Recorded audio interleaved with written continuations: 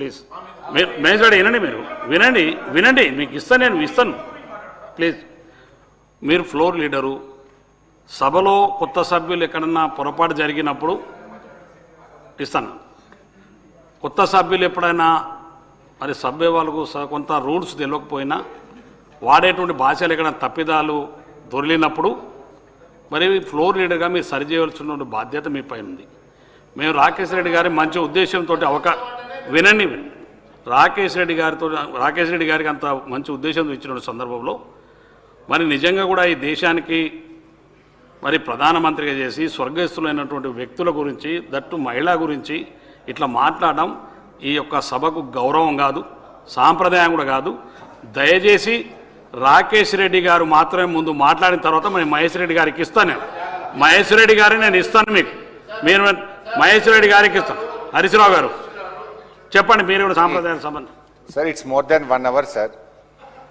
మా రిక్వెస్ట్ ఏంటంటే ఒకవేళ వారు మాట్లాడిన దాంట్లో ఏదైనా పొరపాటు ఉంటే మీరు దాన్ని డిలీట్ చేసేయండి, సభ రికార్డుల నుంచి తొలగించి మీరు ముందుకు పోవాలి. కానీ ఇట్లా మీరు గంట సేపు సభా సమయం వృధా చేయడం కరెక్ట్ కాదు. మా రిక్వెస్ట్ మీతోని సార్, ఇప్పుడు ఎందుకంటే రైతుల పద్దు ఈరోజు ఉంది, అగ్రికల్చర్ డిపార్ట్మెంట్ ముఖ్యంగా ఎస్సీ ఎస్టీ మైనార్టీ వెల్ఫేర్ అత్యంత ముఖ్యమైనటువంటి పద్దుల మీద ఈరోజు చర్చ జరగాల్సింది. సో మీరు ఎల్ఏ మినిస్టర్ గారు రిక్వెస్ట్ చేస్తే ప్రధాన ప్రతిపక్షంగా మేము కోఆపరేట్ చేయాలి, హౌస్ నడవాలనే ఉద్దేశంతో మా సభ్యులు మొదలు మాట్లాడాల్సి ఉన్నా కూడా విత్ గ్రేట్ రెస్పెక్ట్ మేము మీకు అవకాశం ఇచ్చాం.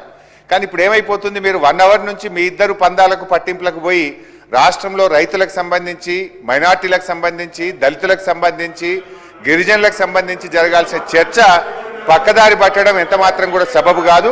ఈ 2 పక్షాలను కూడా కోరుతా ఉన్నాను, మేము 2 పక్షాలను కూడా కోరుతా ఉన్నాము. అయితే హుందాగా విపక్షమైన ముందుకొచ్చి ఇష్యూను క్లోజ్ చేయాలి.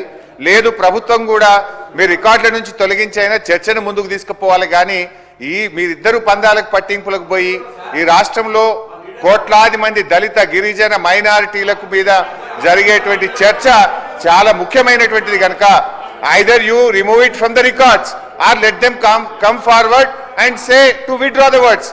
మీరు ఇద్దరు పట్టింపులకు పోయి మొత్తం చర్చ పక్కదారి పట్టడం అనేటువంటిది ఈ సభకు మంచిది కాదు.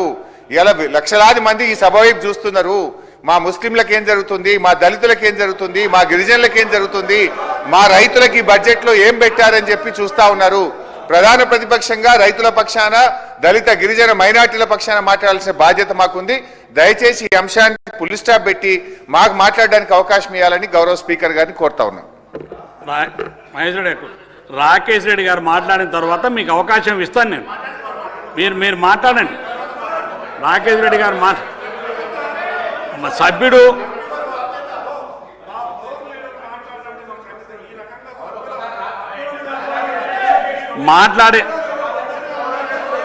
మాట్లాడిన సభ్యులు రాకేష్ రెడ్డి గారు మీరు మాట్లాడండి.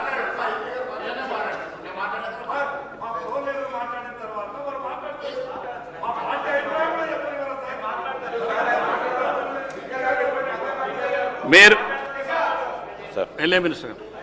సార్, గౌరవనీయులు బీజేఎల్పీ నాయకులకి, మహేశ్వర్ రెడ్డి గారికి స్పీకర్ గారు ఏదైనా డైరెక్షన్ ఇస్తే దాన్ని అమలు చేసే ప్రయత్నంతో పాటు దాన్ని విశాలంగా అర్థం చేసుకొని దాని పరంగా ముందుకు పోతేనే సభ నడుస్తుంది అధ్యక్ష.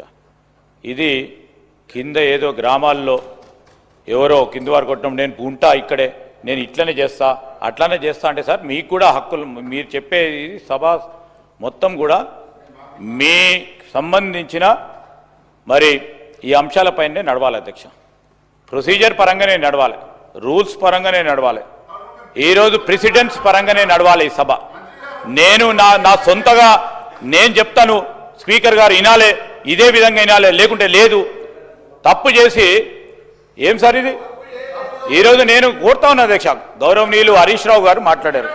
ఈరోజు దళితుల గురించి, గిరిజనుల గురించి, మైనారిటీల పక్షాన దేశ స్థాయిలో అధ్యక్ష ఈరోజు పేదవాడు ఏ గ్రామానికి వెళ్ళినా ఇందిరమ్మ గురించి తెలియని ఆ పేదవాడు ఉండడు, ఆ పేదవాడు తలుచుకోని క్షణం ఉండదు. వారి గురించి మాట్లాడుతూ ఉన్నాం హరీష్ రావు గారు. ఈరోజు ఆ పేదవాడు గురించే, ఆ పేదవాడు గురించి ఆ రోజు నుంచి వారు అనేక సందర్భాల్లో ప్రధానమంత్రిగా పనిచేస్తున్నప్పుడు వారు తీసుకొచ్చిన అనేక సంస్కరణలు పేదవాడికి రిఫ్లెక్ట్ అయ్యే విధంగా ఉంది. ఈ విధంగా చేయడం సరికాదు అధ్యక్ష. మేమేమి పట్టువిడిలో పోతలేము. ఒక డెకరం కావాలని కోరుతా ఉన్నాం అధ్యక్ష. This should not become a president. ఇప్పుడు వారు వచ్చారు, వారు మాట్లాడారు. ఈ రోజు రాకేష్ రెడ్డి గారు ఏదంటే అది మాట్లాడిపోవచ్చు అని సపోర్ట్ చేస్తూ ఉన్నారు బీజేఎల్పీ నాయకులు. రేపొద్దున మా యువ శాసనసభ్యుడు కూడా అదే విధమైన సాంప్రదాయం తీసుకుంటాడు అధ్యక్ష. లేకుంటే ఇంకో వారు టీఆర్ఎస్ పరంగా కొత్తగా వచ్చిన వారు అదే విధమైన సాంప్రదాయం తీసుకుపోతే as a elder, as a leader, ఈ మహేశ్వర్ రెడ్డి గారు has to guide. Is the leader, is the leader sir, is the leader of the BJLP. ఆ రెస్పాన్సిబిలిటీ తీసుకోకుండా నేను ఇట్లనే ఉంటాం, మేము చెప్పము. అది ఏం సార్, అది ఏమైనా ఊర్లో పంచాయతీలు చేస్తున్నామా సార్? ఇక్కడ ఏమైనా ఊరు పంచాయతీ ఇది సార్? మీరు డైరెక్షన్ ఇవ్వాల్సిందే, మీరు డైరెక్షన్ పాటించాల్సిందే. మేము కానీ వారు కానీ మొత్తం 119 మంది శాసనసభ్యులు మీ డైరెక్షన్కి పాటించాల్సిందే. లేకుంటే సభా హక్కులకే ఉల్లంఘన జరుగుతున్నట్టు కనబడతా ఉంది స్పష్టంగా. దాని క్రమేణా మీరు నిర్ణయం తీసుకోవాల్సి వస్తుంది. మరి మీరు ఆలోచన చేయాలి. సభా సాంప్రదాయాలను, సభా ఉందత్వాన్ని కాపాడే ప్రయత్నం చేయాలని నేను గౌరవనీయులు మీ ద్వారా బీజేపీ సభ్యులను కూడా కోరుతా ఉన్నాను. గౌరవ రాకేష్ రెడ్డి గారు, రాకేష్ రెడ్డి గారు మీ సీట్లో కూర్చోండి. మీరు మీ స్థానంలో కూర్చోండి. మీరు వెళ్ళి మీ స్థానంలో కూర్చోండి. వారి స్థానాల్లో కూర్చోండి. హరీష్ గారు ఎవరేస్తారో మీ స్థానాల్లో కూర్చోండి. మీకు అవకాశం ఇస్తారు, మీ స్థానాల్లో కూర్చోండి ప్లీజ్.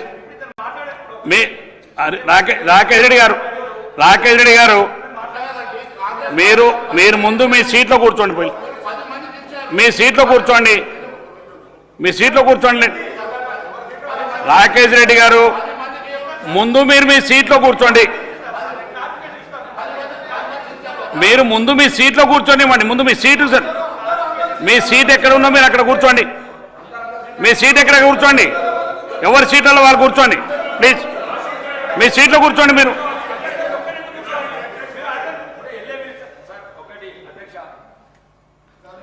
నేను రాకేష్ గారు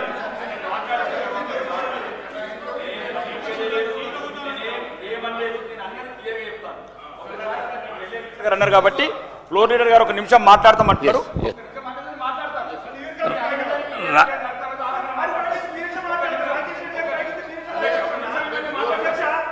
మీకు శ్రీనివాస్ గారు కూర్చోండి.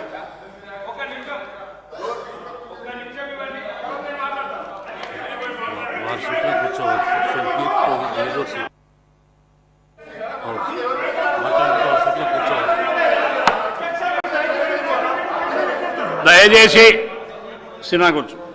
సభ్యులు మీ ముందు మీకున్న సీట్లలో కూర్చోండి ప్లీజ్.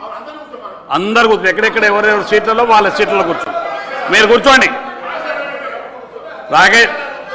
మహేష్ రెడ్డి గారు ఒక్క నిమిషం ప్లీజ్. మహేష్ రెడ్డి గారు ఇది ఎవరికి వారు మాట్లాడేటువంటి కాదు. ఈ సభ కొన్ని సభా సాంప్రదాయాలు ఉన్నాయి. ఒక్క నిమిషం. సభా సాంప్రదాయాలు ఉన్నాయి, పద్ధతులు ఉన్నాయి.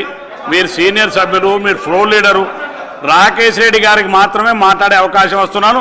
రాకేష్ రెడ్డి గారు మాట్లాడినటువంటి పార్ట్స్ను విత్డ్రా చేసుకోవాలని కోరుతున్నాను సభా అధ్యక్షుడు.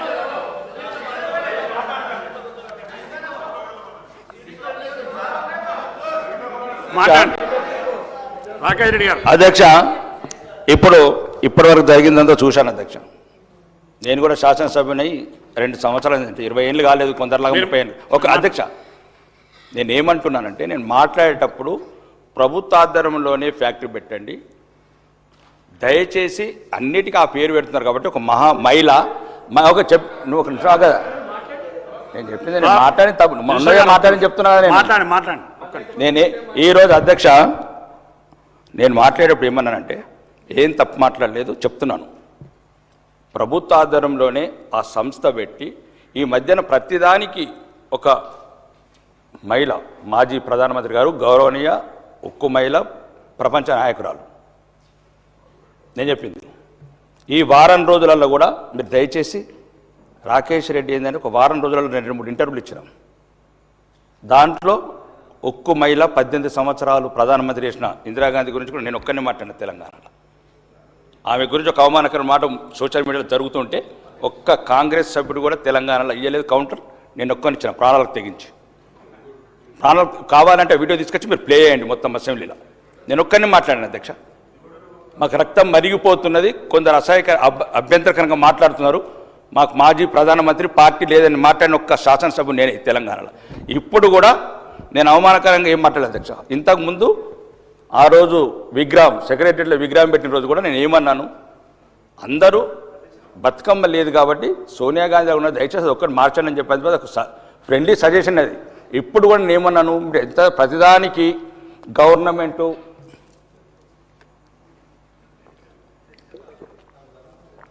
ఇప్పుడు ఇంతకుముందు ప్రభుత్వ పథకాలు ఏదైనా కానీ ఇందిరమ్మ పేరు పెడుతున్నారు కాబట్టి దయచేసి దీనికి పెట్టద్దని చెప్పాను అధ్యక్ష. నేను దాంట్లో తప్పేం లేదు అధ్యక్ష. నేను ఆమె మీ కాంగ్రెస్కే కాదు అధ్యక్ష, దేశానికి మాజీ ప్రధానమంత్రి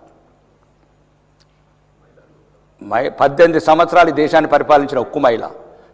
ఒక్కవేళ అధ్యక్ష ఒక్క నిమిషం, మీరు 65 మంది శాసనసభ్యులు ఉన్నారు, ఒక్కరు కూడా ఖండించలేదు. నేను ఒక్కరిని ఖండించిన తెలంగాణలో శాసనసభ్యుని. బయట మాట్లాడే కూడా సోషల్ మీడియాలో అభ్యంతరకరంగా ఉంటే మాజీ ప్రధాని పట్ల నేను రక్తం మరిగిపోతున్నది అని నేను చెప్పిన ఇంటర్వ్యూలో. నేను ఏమంటున్నాను, నేను తప్పు మాట్లాడలేదు అధ్యక్ష, నేను ఏమని పెట్టద్దు అని చెప్పాను.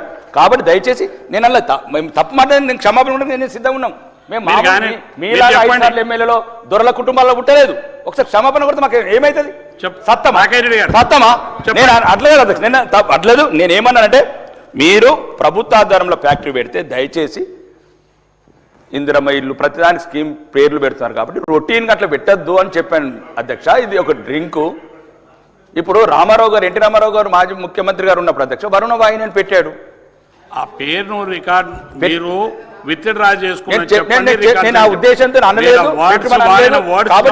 ఒకవేళ అది ఏమన్నా మీకు ఇబ్బందికరం ఉంటే నేను పెట్టద్దని చెప్పాను. మీరు ఎక్కడ పెడతారో అట్లా కాదు అధ్యక్ష, కాంగ్రెస్ ఎక్కడ పెడతారో అని నేను గౌరవంతోనే అన్నాను. అది మీకు ఇబ్బంది అయితే నేను రెడీ ఉన్నాను అధ్యక్ష. కానివ్వండి, చెప్పండి. కాదంటే అవుచుకం నేను ఒకటి అధ్యక్ష ఈరోజు చూస్తున్నాను అధ్యక్ష.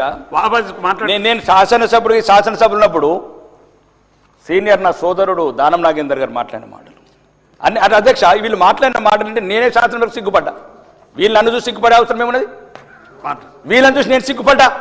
5 సార్లు ఎన్నికైన మాట్లాడితే మీరు అంత ఒకటి ఈ పార్టీలకి ఆ పార్టీలు మారుతారు, ఆ పార్టీలకి అందరు చుట్టాలు బంధువులు